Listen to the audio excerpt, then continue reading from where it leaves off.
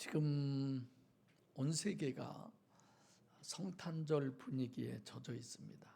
근데 저는 본문에 따라서 설교하다 보니까 지금 십자가에 대한 설교를, 예수님의 탄생에 대한 설교인데 거기다가 저는 이제 사망에 대한 설교를 하게 되네요. 그래서 아마 오늘까지 하고 1월 첫째 주가 1월 4일입니까? 5일? 이때 첫째 주 설교하고 아마 둘째 주에 다시 요한복음 이어서 설교할 것 같습니다. 우리 기독교인들이 대부분 그런 생각을 많이 하죠. 유대교인들이 예수님을 십자가에 못 박혀 죽인 그것 때문에 유대인들이 어마어마한 핍박을 받고 있다. 그래서 우리나라에는 유대인들이 살지 않아서 우리가 잘 모르지만, 저는 유대인들이 2차 대전 때에 그 홀로코스트라고 해서 히틀러에 의한 어마어마한 핍박을 많이 받았잖아요.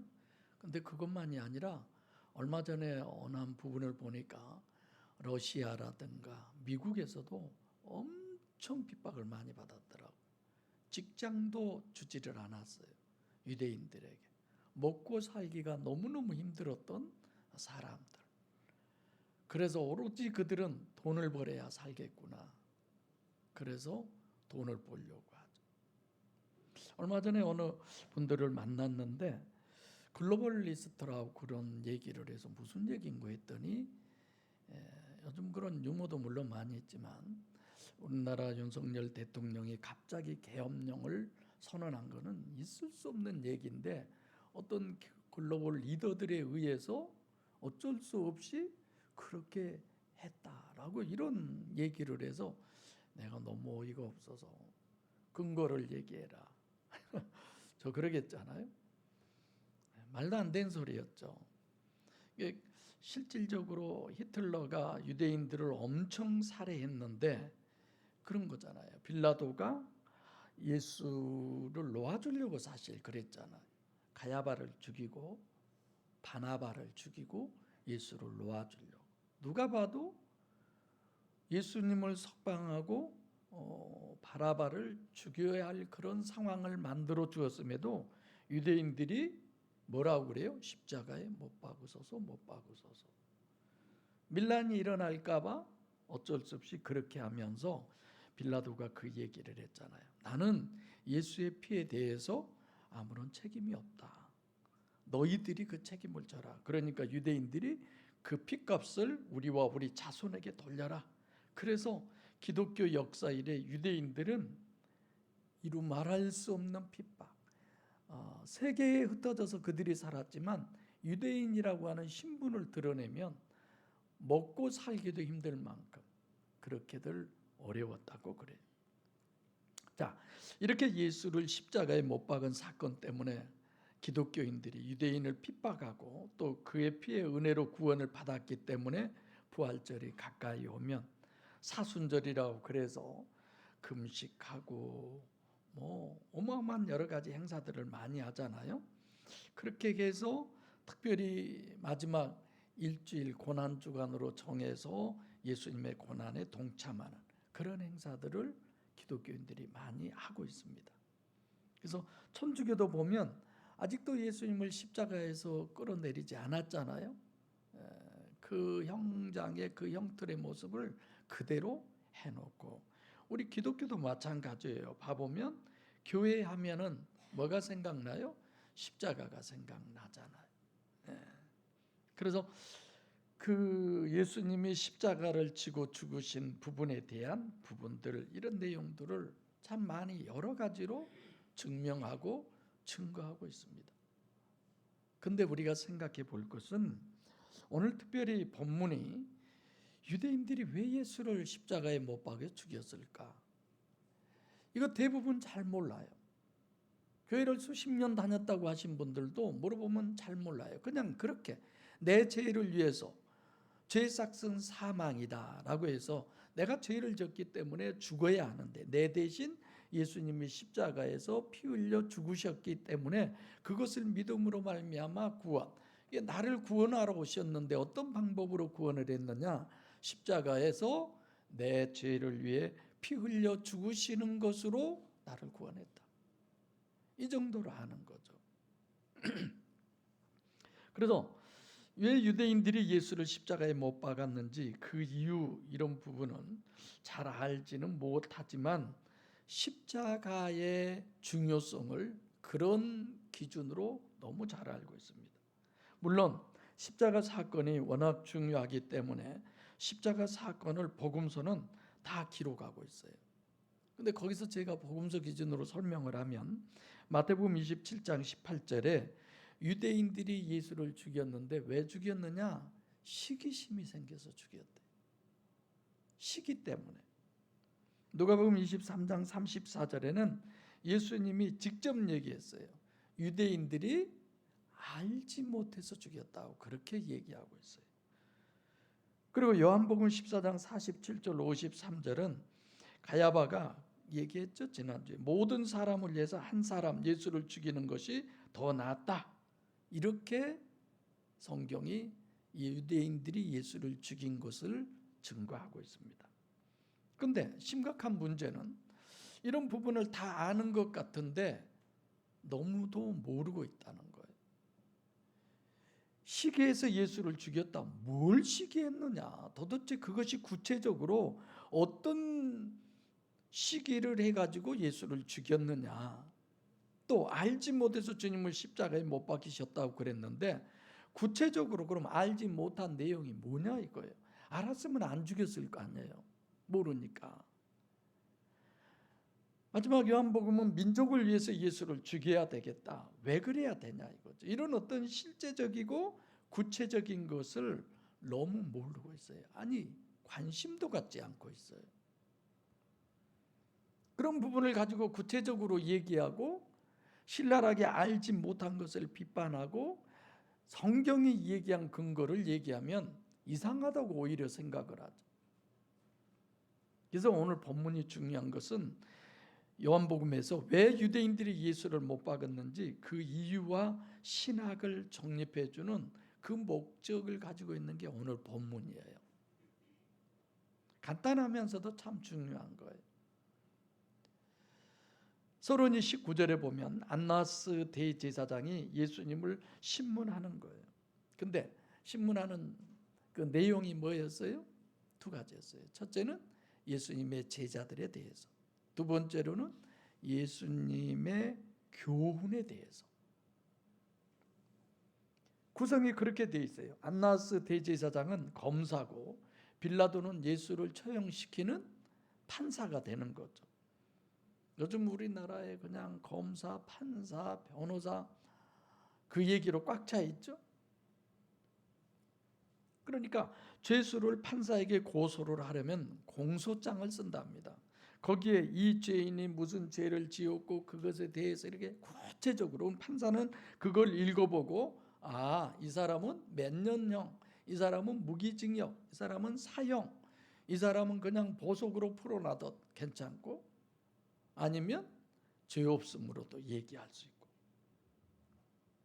그러니까 지금 이렇게 어떻게 우리가 정확하게 예수님에 대해서 예수를 믿는 사람이니까 알아야 되는데 막연하게 아는 게 너무 문제죠.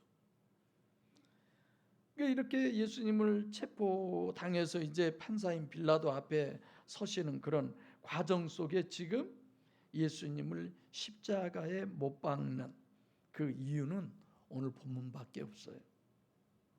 그럼 요한복음에서 왜 유대인들이 예수를 십자가에 못 박았는지 그 공소 사실이 여기뿐이라는 거죠. 근데 이제 우리가 생각해 보면 방금 안나스 대제사장이 주님 예수님을 신문을 하는 거예요. 두 가지라고 그랬죠. 첫째는 뭐예요? 예수님의 제자들. 두 번째로는 예수님이 가르쳤던 교훈이에요. 근데 이 둘 중에 첫 번째가 뭐예요? 항상 첫째가 중요하다고 그랬죠? 제자들의 문제가 중요한 거예요. 근데 문제는 예수님이 전혀 그것에 대해서는 답변을 하지 않아요. 제자들에 대해서. 신문 내용이 그런 거예요. 빌라도한테 요한복음 11장 47절 53절에 넘길 때 이 사람을 사형을 당해야 된다. 왜냐? 자기가 왕이라고 그랬다. 그러니까 나중에 빌라도하고는 이제 그렇지 않는데, 이 사람을 정지하지 않으면 당신은 가이사의 충신이 아니다. 이제 다른 부분으로 공격을 한 거예요. 이 사람이 이스라엘 백성들을 많이 혼란하게 해서 그들을 데리고 우리나라 같으면 3.1절 같은 일제시대 때 같은 그런 어떤 로마에 대한 항쟁 이런 걸 할 텐데, 그걸 가만두면 당신은 가이사의 충신이 아니다. 이렇게 공격을 하는 거죠. 그래서 누가복음 12장 1절에 무리 수만 명이 예수님을 따랐고, 결국은 가야바의 얘기대로 로마 사람에 의해서 유대인의 왕이니까, 새로운 왕이 생기니까 국토도 나라도 뺏길 상황이 돼서 결국은 예수님의 예언대로 어떻게 돼요? AD 70년에 완전히 이스라엘이 이제 식민지가 아니라 망해버려요. 완전. 왜 그래요? 로마에 항쟁했기 때문에. 다들 나는 식민지가 싫다. 우리 나라대로, 또는 요즘 독립 이런 것들도 많이 있잖아요. 예수님의 예언대로 마태복음 24장, 누가복음 1장 이런 데서 예언한 것처럼 결국은 예루살렘 성전까지도 완전히 다 파괴돼 버리죠. 그리고 지금 우리가 성지순례 가보면 회교도의 도움이 서 있잖아요. 예루살렘 성전이 아니잖아요. 그리고 우리가 마사다도 가봤지만 항쟁하다 마지막 거기까지 밀려서 결국은 다 자살해버린 그런 부분도 우리가 잘 알 수 있습니다. 자, 이렇게 대제사장 가야바가 제목으로 지금 넘기려고 그러는 의도는 첫 번째 제자들의 문제고, 두 번째로는 예수님의 교훈의 문제인데, 22절 이하에 보면 예수님의 제자들의 질문에 예수님은 이런 방구도 하지 않아요. 단 교훈에 대해서만 예수님이 얘기한다 이거죠. 그래서 우리가 성경을 해석할 때 항상 뭐 기준이라고요? 성경 기준이에요. 그래서 성경 기준이라고 하는 것도 어떤 기준이냐? 코끼리 전체가 아니라 다리 하나가 아니에요. 전체를 얘기하는 거예요. 예를 들면 마가복음 10장 17절로 18절에 부자 청년이 예수님에게 와서 선한 선생님이여 내가 무엇을 하여야 영생을 얻으리까라고 묻죠. 그런데 예수님이 뭐라고 그래요?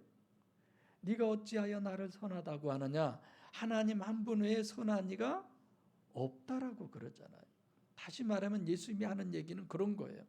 너는 지금 겉으로 나를 보고 실제 나는 알지도 못하면서 선한 선생이라고 그러는데, 너 내 심령 속을 모르잖아. 너 내가 하나님이라는 걸 너 모르잖아. 그런 표현이죠. 그래서 지금 대제사장은 첫 번째가 제자들의 문제를 제기했고, 두 번째 주님의 교훈에 대해서 질문을 했는데, 지금 계속되는 주님의 논리는 주님의 교훈에 대해서만 얘기를 하고 계세요. 그러니까 예수님이 듣기에 제자들에 대한 가야바의 질문은 예수님이 듣기에는 그건 다 뭐다? 허구다라는 거예요. 여러분 사람 아세요? 사람 모른다고 하셔야 돼요.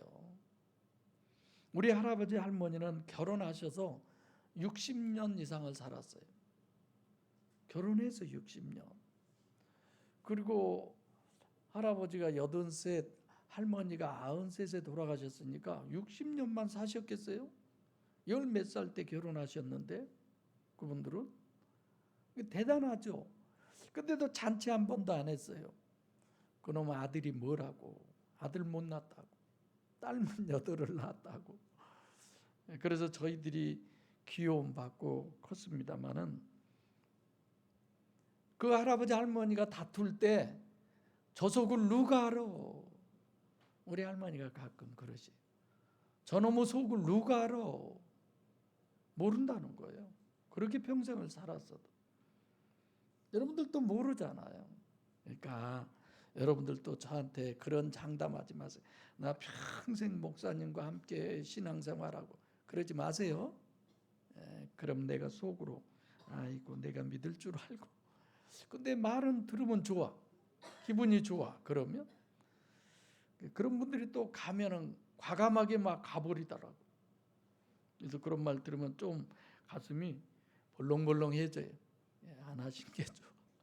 자, 예수님이 제자들에 대한 질문에 대해서 아무 대답하지 않는 것은 그 대제사장이 주님께 제기한 문제는 내면이 아니라 외면을 가지고 묻는 거예요.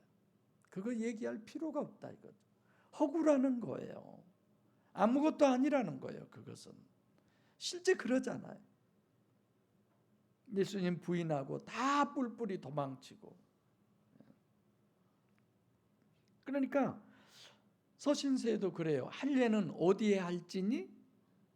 원래 외면에 하잖아요. 그런데도 성경은 마음에 할지니라고 얘기하잖아요. 중심을, 내면을 늘 주장을 하는 거죠. 똑같은 논리예요. 어디까지가 허구고 어디까지가 실제냐 이거예요. 오늘 강경욱 집사님 기도 잘하죠. 나는 늘 기대를 해요. 강경욱 집사님이 기도하면 어떻게 기도하려나. 나랑 같이 만난 적이 별로 없으니까 연락도 잘하네요. 그래서 1년에 카톡 몇 번 해요? 공적일 때만 해요. 공적일 때. 그래서 내가 나 집사님이 나오셔서 마음이 울컥했어요. 우리 교회 터줏대감이자.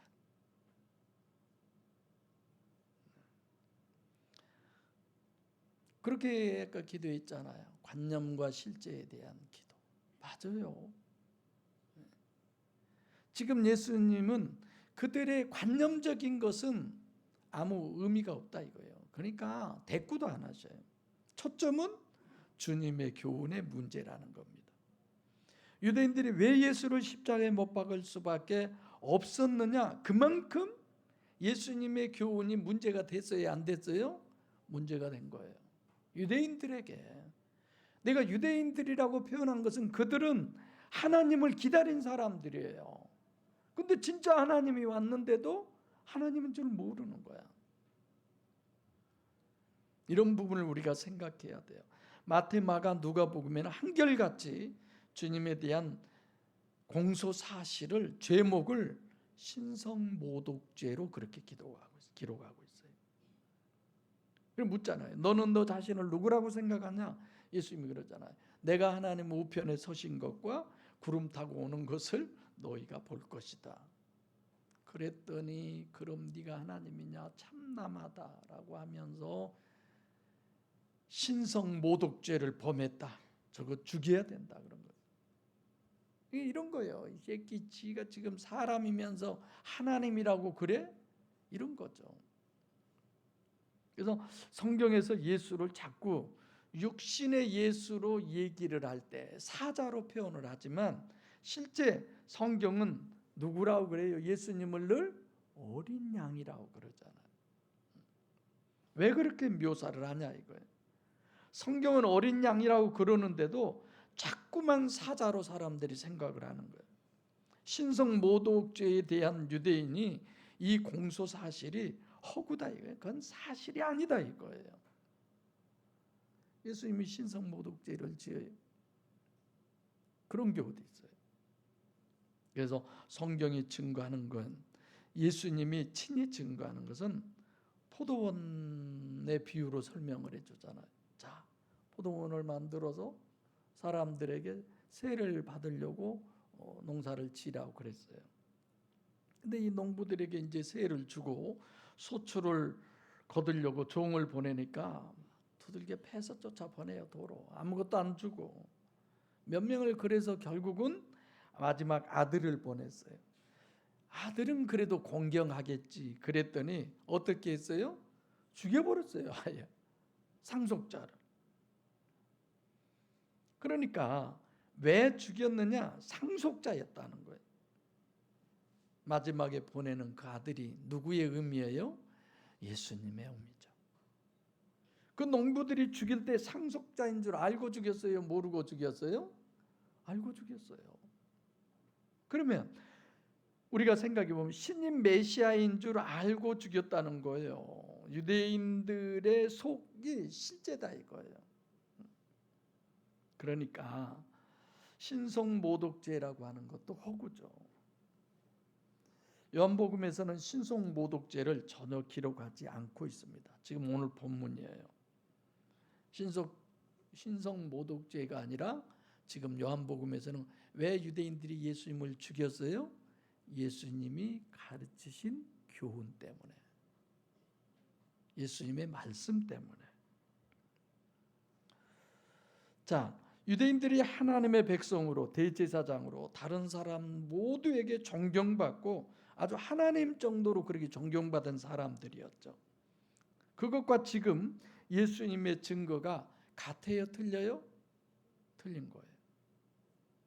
자기들이 하나님을 위해서 일했어요. 하나님의 증인들이었죠. 하나님하고 이 땅에서 제일 가까운 사람들이었죠. 그렇게 인정받는 그들이 진짜 하나님하고 같아요? 틀려요? 틀린 거예요. 이거 정말 문제죠. 유대인들이 하나님을 믿고 대제사장 노릇을 하고 존경받고 그런 모든 근거와 기준과 예수님이 증거한 근거는 다르다 이겁니다. 근데 문제는 전혀 다른 걸 가지고 다른 게 아니에요. 같은 걸 가지고 다른 게 문제죠. 이게 문제예요. 세상에도 그러잖아요. 같은 업종끼리의 경쟁이지 다른 업종끼리의 경쟁 아니잖아요. 왜 지금 문제가 되느냐? 같은 근거를 가지고 다른 얘기를 하면 어떻게 돼요? 유대인이 맞으면 예수님이 틀린 거고 예수님이 맞으면 유대인이 틀린 거예요. 둘 다 맞을 수는 없잖아요. 이게 기준이 다르다는 거예요. 지금 대한민국이 그러잖아요. 윤 대통령이 계엄을 선포했어요. 어떤 때는 똑같은 헌법의 기준을 가지고 이건 내란이다. 어떤 때는 대통령의 당연한 직무행위다. 이러고 서로 맞서잖아요. 둘 중에 하나는 필연적으로 꺾어져야죠. 죽어야죠. 그럼 이 유대인들이 성경을 모릅니까? 유대인들이 어느 정도로 성경에 대해서 대단하느냐? 유대인들 그 이스라엘에서 민간인이 최초로 인공위성을 발사했는데 달에까지 그 인공위성을 발사하는 것이 뭐냐면 달에다가 뭘 갖다 놓은 줄 아세요? 딱 한 가지 성경책 하나 갖다 놓고 왔어요. 이렇게 성경을 중요시 여긴 사람들이에요. 그래서 그 인공위성의 이름이 창세기가 뭐라고 그랬죠? 베레스트. 처음에 이렇게 돼 있어요. 저게 히브리어에 대한 그 성경이 모세 5경만 있는데 우리는 창세기 그러지만 그 성경 이렇게 보면 처음에 책 이름이 처음에라는 거. 그렇게 대단한 또 그들의 필사나 이런 부분들 대단하지만 예수님이 증거하는 것은 뭐예요? 유대인들 너희들은 다 틀렸어. 똑같은 성경을 보면서 예수님은 당신이 맞다는 거예요. 회교도도 그래요. 타 교단이 문제가 아니에요. 시아파와 수니파의 자기들이 서로 코란을 가지고 해석하는 게 다르잖아요. 이렇게 예수님의 공생의 사역을 시작할 때는 네 복음서가 다 뭐냐? 말씀 증거가 목적이죠. 그래서 마태복음 5, 6, 7장 산상복음 다 강의하고 나서 7장 27절부터 보면 마지막에 27절, 28절, 29절에 그 얘기를 듣고 뭐라고 하느냐? 유대인들이 서기관과 다르다라고 표현을 하잖아요. 서기관이 신학자들이었는데 뭐가 달라요? 예수님의 성경 해석이 다르다는 거죠. 서기관의 임무가 성경 해석인데 그래서 마가복음 1장 22절에도 주님은 전혀 틀리다. 누구하고? 서기관하고. 뭐가? 성경 해석이. 이렇게 중요한 거예요. 그래서 지금 내가 예수님의 교훈에 대해서 점점 가죠. 어디만큼 왔어요? 성경 해석에까지 왔어요. 유대인들과 다르다는 거예요. 그래서 피복음 같은 경우는 이런 거예요. 그냥 십자가 사건만 믿으면 돼요. 그거 내 죄를 위해서 예수님이 십자가에 못 박혀 죽으셔서 부활하시고 승천하시고 다시 재림의 주로 오신 그것을 믿기만 하면 돼요. 그러니까 성경을 굳이 많이 할 필요도 없어요. 그냥 예수 피에 대해서만 믿으면 돼요. 그럼 구원이야. 근데 성령 침례의 구원론은 성경이 없으면 절대로 불가능해요. 자, 하나님은 무감지, 무지, 무식, 보혜사, 성령을 인격적으로 내가 영접해 드린다? 이게 가능합니까? 뭘 근거로 우리가 영접해요? 성경이에요. 성경이 없이는 불가능해요. 그래서 기독교가 늘 문제시하는 것은 타종교가 아니에요. 불교를 문제시 삼고 뭐 유교를 문제시 삼고 그렇지 않아요. 이단을 문제시 삼아요. 그러잖아요. 아예 성경에는 서신서에 보면 인사도 하지 마라고 그랬어요. 문에 들이지도 마라고 그랬어요. 이단을. 이단이라는 게 뭐예요? 성경은 같아요. 똑같은 성경을 가지고 있는데 어디가 달라요? 끝이 다르다는 거예요. 그래서 실제로 예수를 십자가에 못 박는 이유는 오늘 본문에 무엇 때문에 그런다? 성경 해석 때문에 그런 거예요. 당시의 성경이 뭐였어요? 구약 성경이었잖아요. 유대인의 성경 해석과 예수님의 성경 해석의 차이 때문에 그렇다는 것입니다. 그래서 분별력이 정말 중요한 거예요. 그럼 왜 이렇게 성경이 절대로 중요하냐? 성경에서 모든 것들을 증거하는 부분이 이런 거예요. 내가 이 말씀 드렸잖아요. 유일신이 남겨놓은 유산은 뭐밖에 없다고요? 예수님도 남겨놓은 유산이 뭐밖에 없어요? 성경밖에 없어요. 예를 들면 예수님도 성경이 없으면 처녀 잉태 어떻게 믿을 수 있어요? 부활 어떻게 믿을 수 있어요? 보혜사로 어떻게 믿을 수 있어요? 성경이 없으면 안 되는 거예요. 예를 들면 이런 거야. 성경이 중요하다는 부분을 내가 나무로 얘기하면 성경은 뿌리예요. 뿌리. 나무로 얘기하면 가지 좀 잘라내도 되잖아요. 근데 뿌리 잘못 건드려 놔 보세요. 죽어요. 살 수가 없어요. 성경은 영생의 말씀이니 진리의 말씀, 생명의 말씀. 그래서 이렇게도 해석하고 저렇게도 해석해도 괜찮다? 절대로 그렇지 않아요. 누가 봐도 성경은 진리라고 한다면 똑같은 해석을 해야 합니다. 그것이 쉬운 게 아니죠. 그래서 유일신의 구원의 유일무이한 절대적 근거는 성경밖에 없어요. 뭐 전통이 어떻고 어떤 유명한 신학자가 어떻고 관례가 어떻고 그런 게 어디 있어요. 그래서 저는 아침에도 그냥 서준이가 3시 몇 분에 또 막 큰 소리로 울고 불고 해서 나와 봤더니 그때부터 잠이 안 온 거야. 누워서 기도하죠. 어떤 기도? 내가 하는 기도인데 하나님 성경 해석에 대한 부분을 또 기도할 수밖에 없어요. 어떤 상황이 돼도 성경 해석을 잘못한 건 죽느냐 사느냐예요. 그래서 여러분 주변에 교회 다니는 사람들에게 성경에 관심 가지라고 그러세요. 왜 성탄절도 이런 걸 하느냐 이거예요. 하나님이 하나님 자신을 우리에게 뭘로 주셨어요? 선물로 주셨어요. 선물로. 여러분들과 저는 하나님을 선물로 받은 거예요. 그래서 선물을 이렇게 주는 걸로 지금 해본 거예요. 그냥 하나님이 우리도 거저 받았으니 거저 준다는 의미는 말씀이고 하나님을 얘기하는데 표면상 드러나게 값진 걸로. 그래서 연초가 되면은요, 이제 그 전에 우리 조 집사님이 새해에 대한 목사님의 목회 계획을 언제 한번 물어보신 적 있죠? 저 안 잊어요. 근데 혼자 나름대로 늘 생각을 하죠. 우리는 범사의 그를 인정하면서 살기에 되도록이면 계획을 안 세우려고 그래요. 성령께서 인도해 주세요.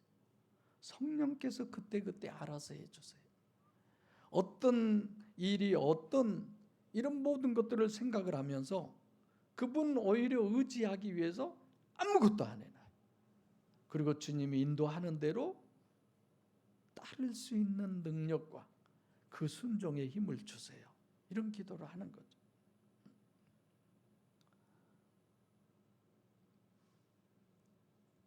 죽느냐 사느냐의 문제.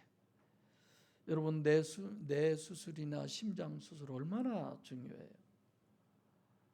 우리 송 권사님처럼 뭐 어디 좀 뭐 잘라내고 뭐 예를 들어서 이발하고 면도하고 뭐 그렇게 비교합시다. 그까짓 것 좀 잘못되면 어때요? 난 뇌 수술이나 심장 수술은 잘못하면 끝장나죠. 성경 해석은 생사가 걸린 문제예요. 그 문제를 위해서 누가 오셨어요? 주님이 오셨어요. 어디에 오셨어요? 세상에 오셨어요. 20절에 내가 드러내놓고 코스모스 세상에다 뭘 했다? 가르쳤다. 세상을 강조합니다.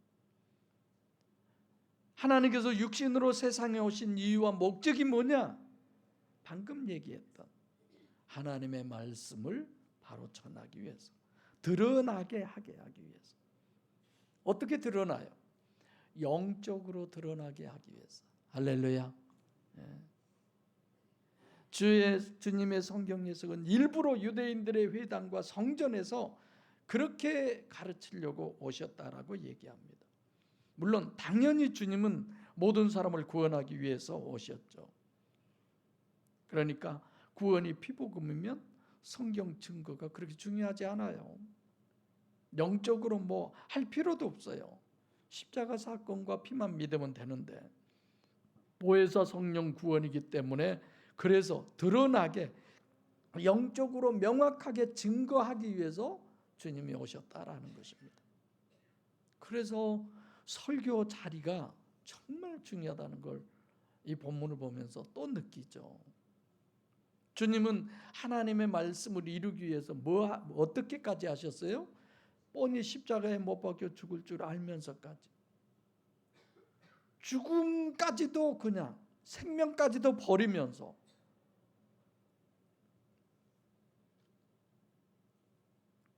가장 대표적인 게 산상복음이에요. 마태복음 5장 1절부터 7장 27절까지 산상복음. 요한복음 5장 7절로 18절에 내가 성경을 폐하러 온 것이 아니다라고 1.1획도 완전하다고 예수님이 증명해 주시잖아요. 그래서 아까 강 집사님이 기도하셨지만 성경은 늘 관념이면 안 돼, 실제여야 돼, 이 얘기를 늘 하시는 거예요. 왜 예수님이 꼭 이렇게 하느냐? 하나님의 목적은 실제로 영을 계시하신 것인데 영적으로 아무리 해봐도 소용이 없으니까 하나만 하니까 영을 뭘로 얘기해요? 육으로 얘기를 하죠. 그래서 성경 기록은 육을 육으로 기록했지만 영도 육으로 기록했어요. 그 모든 것들이 뭐예요? 하나님과 관계성을 얘기하는 거예요. 깊이 생각하세요. 성경은 나하고 하나님과의 관계성을 얘기한 거예요. 우리끼리의 얘기가 아니에요. 예를 들면 구약에 나오는 간음이라든가 뭐 동성애라든가 이런 거 다 뭐예요? 인간과 인간 관계, 물론 그 얘기도 되죠. 그러나 실제적 성경의 내용은 뭐예요? 하나님과의 관계에서의 가능과 동성애를 얘기하는 거예요. 강의 시간에 더 다른 부분은 다루겠습니다만은 복음서에 보면 예수님은 육으로 계시하셔서 기록한 것의 실제를 영으로 해석하고 그것을 정립해 주러 오셨다 이거예요. 그러니까 영적인 내용을 성경은 뭘로 기록했어요? 육으로 기록했어요. 그럼 예수님은 육으로 기록된 성경을 뭘로 해석을 해요? 영으로 해석을 하는 거예요. 이 기준을 여러분들과 제가 알고 있어야 합니다. 하나 더, 예수님이 반대로 하는 거예요. 공생애 어떻게 하느냐면 육을 영으로 해석하셨을 뿐만 아니라 영을 육으로 계시하시는 거예요. 또 예수님은 그랬죠. 4명의 중풍병자 하나를 데리고 왔어요. 사건으로 말씀하시는 게 영을 육으로 죄 사함에 대해서 설명하죠. 소경 바디메오의 눈을 뜨게 하시면서 뭐라고 그래요? 내 믿음이 너를 구원했다고 이렇게 얘기하잖아요. 영을 육으로 실제로 설명한 게 뭐예요? 성찬식이잖아요. 우리가 성찬식 하잖아요. 성찬식은 영을 육으로 계시한 거예요. 다시 말하면 영이 그 성찬식은 뭐예요? 보혜사가 내 안에 들어오시는 영적 얘기를 성찬식으로 떡과 포도주로 설명을 하잖아요. 근거를 대면 이해되시죠? 근데 지금 왜 예수를 유대인들이 십자가에 못 박아 죽었느냐? 예수님이 나는 은밀히 말한 거 하나도 없다. 그렇게 얘기하잖아요. 그러니까 예수님이 제사장의 말에 답변을 하니까 옆에 있는 하소가나가 예수님을 치잖아요. 때리잖아요. 예수님이 이렇게 얘기한 거예요. 내가 잘못 말했으면 네가 나를 때리는 게 맞지만 내가 잘했다는 거예요. 칼로스로 쓰죠. 내가 선했기 때문에 주님이 옳다는 거예요. 주님이 옳으니까 죽이는 거야. 옳으니까. 주님이 세상을 강조하시는 게 결국은 어디에 오세요? 누가복음 4장 6절에 마귀가 지배하는 코스모스에 오시는 거예요. 세상에 오신 거예요. 그래서 본문은 대제사장을 엄청 강조해요. 대단한 존재로. 근데 사실 성경적으로 보면 대제사장이 진짜예요? 짜가예요? 완전 짜가죠. 하나님의 기름 부으심으로 대제사장이 돼야 되는데 로마 사람이 세운 대제사장, 마귀가 기름 부은 존재죠. 허구가 지배를 하죠.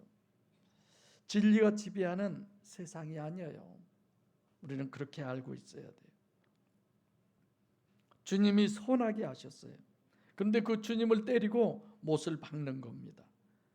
마귀가 지배하는 세상은 육이 지배하는 거예요. 그래서 창세기 3장 14절도 마귀는 육을 통해서만 얘기하고 육을 위해서만 일을 하고 아무리 옳게 해도 소용이 없어요. 허구를 위해서 진짜 하나님이신 예수를 때리고 죽이는 겁니다. 가인과 아벨이 그러잖아요. 마태복음 24장에 다 증거하셨음에도 불구하고 결박한 그대로 예수님을 끌고 가서 죽이잖아요. 사랑하는 목양교회 성도 여러분, 전 늘 그런 생각을 합니다. 아무나 복음을 들을 수 있는 게 아니구나. 그래서 예수님이 뭐라고 그래요? 다 같이 시작. 귀 있는 자는 들을지어다. 이 귀 없는 사람이 누가 있어요? 복음을 들을 수 있는 귀가 있다는 거예요. 아무나 신앙생활할 수 있는 게 아니에요. 저는 늘 마음에 작년 어느 금요일 날 그 우리 천병가를 쭉 돌아오는데 어느 교회 권사님들이 나오셔서 막 전도를 하고 있어요. 잠깐 얘기를 했는데 그 중에 권사님 한 분은 그냥 저만큼 가버리고 내가 뭐 물어보니까 또 한 분은 옆에가 가만히 있고 또 한 분은 계속 달랑달랑하면서 저한테 얘기를 하면서 교회 나가세요. 우리 교회 목사님도요, 아저씨처럼 똑같이 얘기하는데 우리 교회 꼭 오시라고. 총동원 전도 주일이 가까운 것 같아요.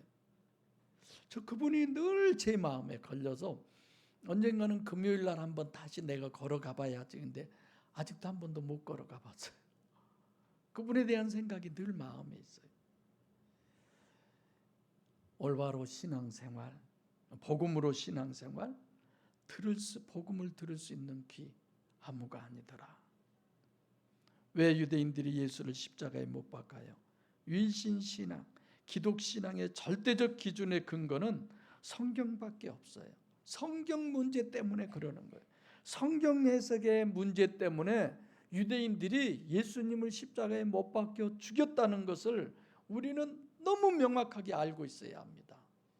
근데도 이래도 아멘, 저래도 아멘, 이래도 목사님의 설교는 다 맞아, 이런 게 어디 있어요? 마태복음 7장 6절에 거룩한 것을 개나 돼지에게 주지 마라고 그러잖아요. 그들이 그것을 밟아버리고 돌이켜 너를 뭐 할까? 써지기는 상할까라지만 실제 원어대로 보면 너희를 찢을까 하노라라고. 찢을까 하노라. 안 받아들이는 정도만이 아니라 죽이려고 한다는 거예요. 실제 예수님 십자가에 못 박아 죽이잖아요. 그래서 이 세상은 마귀가 지배하고 있는, 허구가 지배하고 있는, 육이 지배하고 있는 세상이라는 걸 아셔야 합니다. 그래서 주님은 스스로 십자가에 못 박으셔서 정말 나를 따라오려거든 자기를 부인하고 자기 십자가를 지고 그러기 전에는 너희들은 안 돼, 이렇게 얘기하시죠. 이렇게 십자가를 지고 주님을 쫓는 것까지는 이거는 필요 조건이지 구원에 있어서 충분 조건은 아니에요. 충분 조건은 뭐예요? 성령으로 거듭나는 것입니다. 성령으로 거듭나기 위해서는 성경 해석이 가장 중요하다는 것. 그래서 예수님께서도 요한복음 14장 26절에 보혜사 곧 아버지께서 내 이름으로 보내실 성령, 그가 너희에게 모든 것을 가르치시고 생각나게 하신다고 그러잖아요. 기독신앙의 절대적인 성경 해석은 오직 성령의 역사 없이는 불가능합니다. 성령의 역사. 사랑하는 성도 여러분, 하나님은 지금도 살아계십니다. 이 자리에 함께 하십니다. 그래서 계시하시고 역사하고 계시고 또 이 성경 말씀은 하나님의 완전한 말씀입니다. 이 확실한 믿음에서 오직 성령 하나님만 의지하셔서 신앙의 절대인 성경에서 생명을 얻으시고 성경에서 능력을 얻으시고 성경으로 우리는 이 땅에서 승리하셔서 하나님의 뜻대로 육신과 세상을 승리하시고 천국의 영광을 다 누리시는 복된 목양 식구 여러분 다 되시기를 소원합니다. 기도하겠습니다.